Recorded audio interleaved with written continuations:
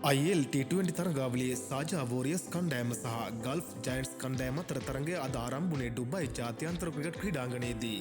තරගාවලියේ වැඩිම ලකුණු ලාභියා, වැඩිම 6 පාරවල් ගණනක හිමිකාරයා, වැඩිම 4 පාරවල් ගණනක හිමිකාරයාව පැතුම් නිස්සංක ගල්ෆ් කණ්ඩායම වෙනුවෙන් අද කණ්ඩායමට ක්‍රීඩා කළේ නැහැ.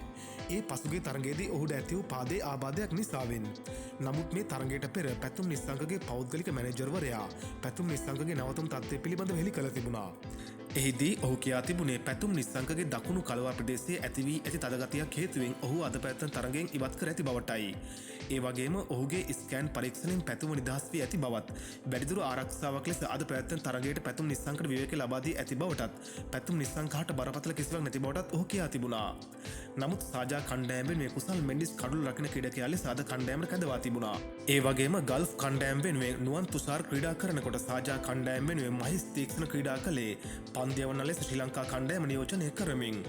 ඒ අනුව තරගයේ කාසිය වාසී ජයග්‍රහණය කළපු ගල්ෆ් කණ්ඩායමේ නායකතුමා වූ මොයින් අලි තීරණය කළේ මුලින්ම පන්දු යැවීමටයි. ඒ අනුව පිතිකරණය ආරම්භ කළ සාජා කණ්ඩායම වෙනුවෙන් පිටියට පැමිණියේ ජොන්සන් චාල්ස් සමගින් ටොම් කැඩ්මෝර්.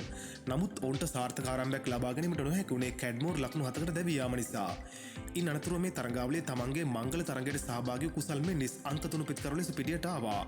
නමුත් කුසල් මෙන්ඩිස් වේගයෙන් පන්දුවට පහර දෙන්න ගත්තත් පන්දු 15කදී 6 පාර 1ක් සහ 4 පාරක් සමගින් ලකුණු 23ක් ලබා සිටි කුසල් මෙන්ඩිස් දැවී ගියේ අයාන් කාන්ගේ පන්දුවක් හමුවේ. කෙසේ හෝ සාජා කණ්ඩායමේ මැදපෙළ ක්‍රීඩකයන් යම් තරමක් සාර්ථක වූ නිසා සාජා කණ්ඩායම පන්දු වාර 20 නිමා වන විට කඩලු 6ක් පමණක් දැවී ලබා ගත්තේ ලකුණු 157ක් පමණයි. මෙහිදී සාජා කණ්ඩායම වෙනුවෙන් ජොන්සන් චාල්ස් පන්දු 32කදී ලකුණු 36ක් ලබා ගන්නකොට කුසල් මෙන්ඩිස් ලකුණු 23ක් සහ ඩිවියන් පිටෝරියන්ස් පන්දු 17කදී ලකුණු 36ක් ලබා ගත්තා.